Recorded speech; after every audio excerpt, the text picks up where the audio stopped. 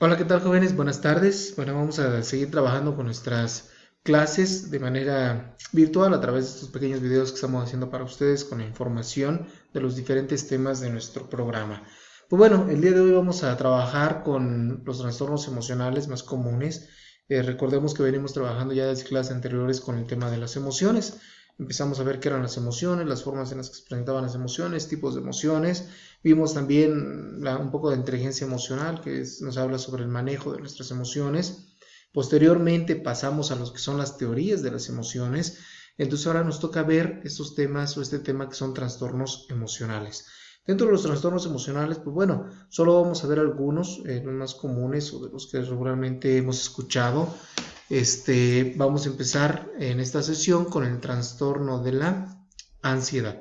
Pero bueno, quiero empezar esta sesión también dando una pequeña introducción a lo que son los trastornos emocionales para ya después tocar de manera eh, ya única el trastorno de ansiedad. Entonces vamos a iniciar con esta pequeña introducción.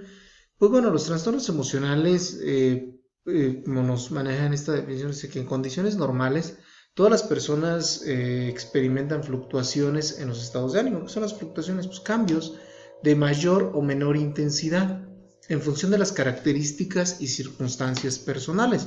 Bueno, todos hemos pasado por este tipo de cambios emocionales a lo largo de nuestras vidas. Unos son más intensos y otros son menos intensos que otros, claro está. O podemos, como ya lo hemos visto, experimentar las emociones de una forma diferente. Entonces va a depender mucho de nuestras características personales y las circunstancias por las que estamos pasando. Entonces los trastornos emocionales son estos cambios que se dan en las emociones. Pero bueno, no todos estos cambios emocionales son trastornos. Entonces, en el caso de un trastorno emocional, en el caso que estamos viendo de la afectividad o del estado de ánimo, la persona experimenta un aumento o disminución de su propia activación psicofisiológica y una alteración en la calidad emocional general, que influye en su manera de percibir los acontecimientos y modular la propia conducta. Modularla pues es regularla también y controlarla. Entonces, sucede una activación psicofísica, ya vemos también los cambios en nuestro cuerpo que nos producen las emociones. Se considera la presencia de una patología del estado de ánimo cuando se establecen condiciones de variabilidad y desequilibrio emocional hacia los extremos durante periodos prolongados de tiempo que generalmente o que generan un malestar y dificultades de adaptación a la persona. Entonces ya una patología pues ya es un problema más grave que ya entra en los trastornos. Una patología de nuestro estado de ánimo es cuando ya presentamos un desequilibrio emocional que ya nos genera dificultad para adaptarnos y son por tiempos prolongados.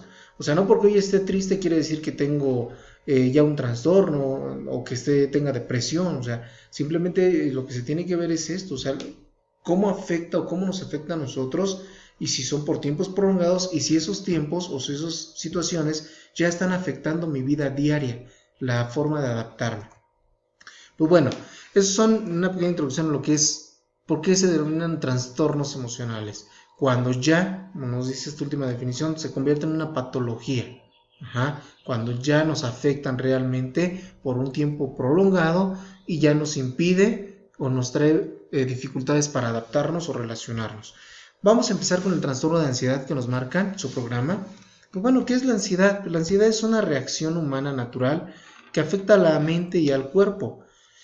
Tiene una importante función básica de supervivencia. La ansiedad es un sistema de alarma que se activa cuando una persona percibe un peligro o una amenaza.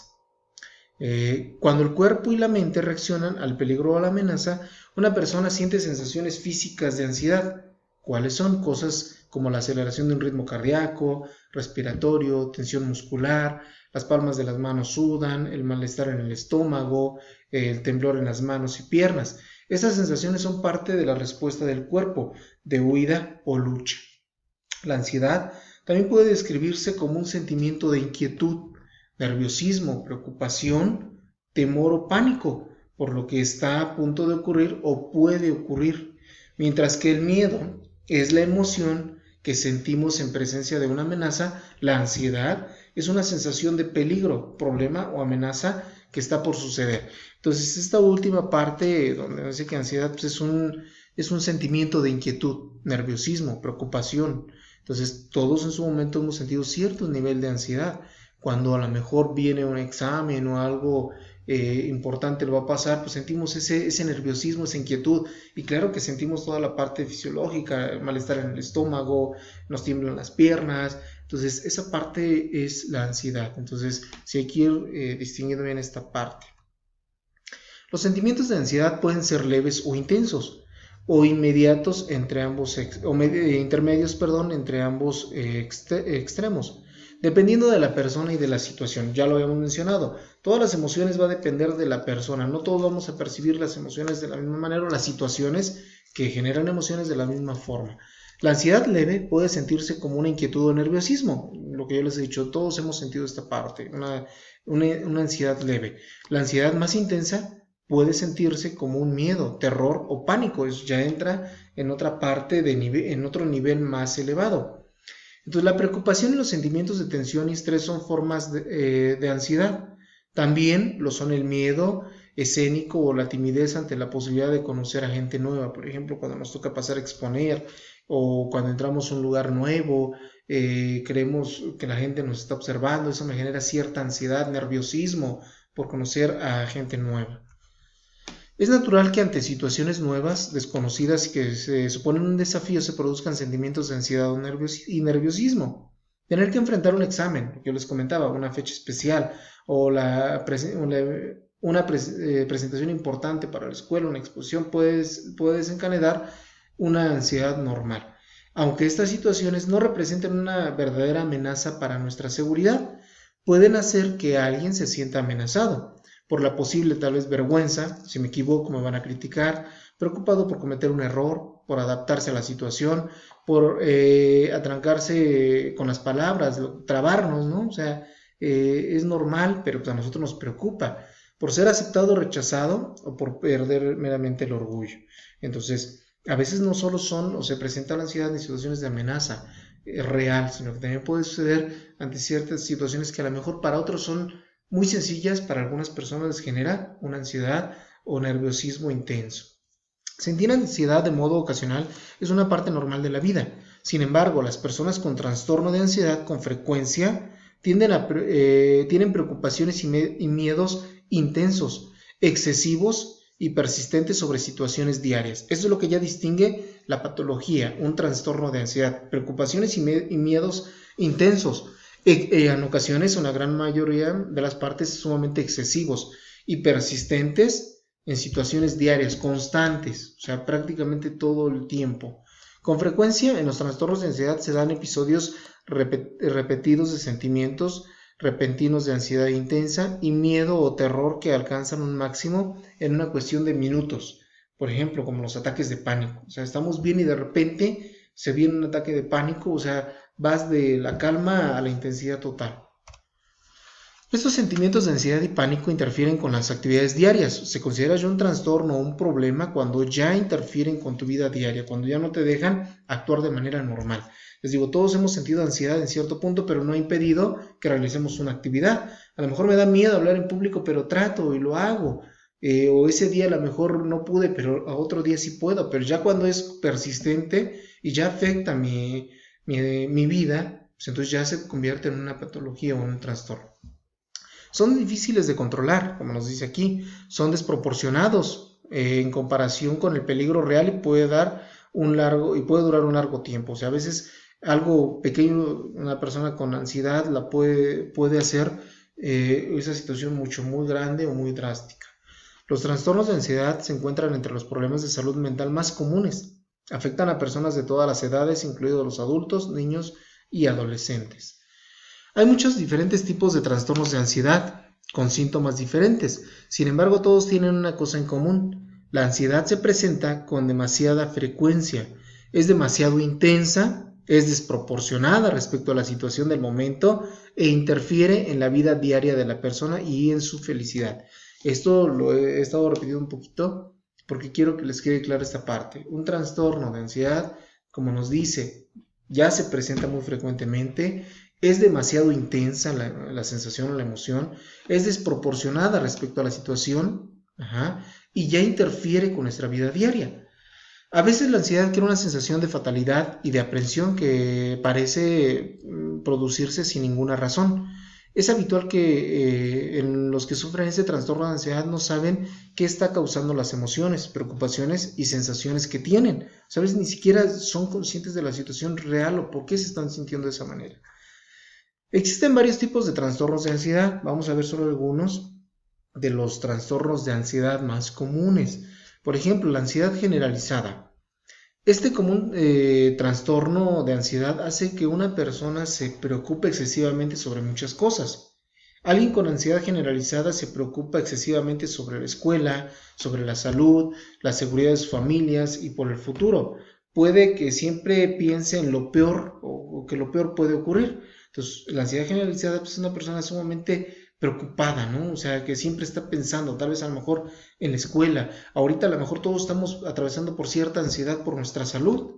Ajá, pero tal vez esta ansiedad pues, es episódica, es solo un tiempo mientras dure. Pero, por ejemplo, si esto persistiera siempre, siempre, siempre y ya estamos muy preocupados por esa parte, pues entonces ya caemos en una ansiedad generalizada. Además, la preocupación y el terror, las personas con ansiedad generalizada tienen síntomas físicos como dolor de pecho, dolor de cabeza, cansancio, tensión muscular, dolor de estómago y vómitos. La ansiedad generalizada puede llevar a que las personas falten a la escuela o eviten actividades sociales. Entonces, esta parte va acompañada de muchas situaciones fisiológicas. Otro trastorno es el trastorno obsesivo compulsivo. Para una persona con trastorno obsesivo compulsivo, la ansiedad toma la forma de obsesiones, pensamientos negativos y compulsiones, acciones para intentar aliviar esa ansiedad a través de cosas que vamos haciendo, ¿no? Un trastorno obsesivo compulsivo, por ejemplo, les pongo estas imágenes, lavarse frecuentemente las manos diario, no como ahorita nos han recomendado, que bueno, son para nuestra salud, lavarnos constantemente las manos, pero una persona con trastorno obsesivo compulsivo es a cada tiempo, ciertos niveles de tiempo, muy frecuentemente. Otra imagen, ¿no? Pisar a lo mejor una línea, ser muy meticuloso con las formas de acomodar las cosas, con la limpieza, muchos ejemplos podemos tomar. Las fobias es otro trastorno. Son temores intensos a situaciones específicas o a cosas que no son realmente peligrosas, como las alturas, los perros, caerse de un avión. Las fobias normalmente hacen que las personas eviten cosas que les provocan miedo. Entonces, a veces, por ejemplo, una araña, sí es tener cuidado, pero por ejemplo, una fobia ya es un error ya muy fuerte sobre las arañas. La fobia social, que es la ansiedad social, esta intensa ansiedad desencadena por situaciones sociales o por hablar ante otros.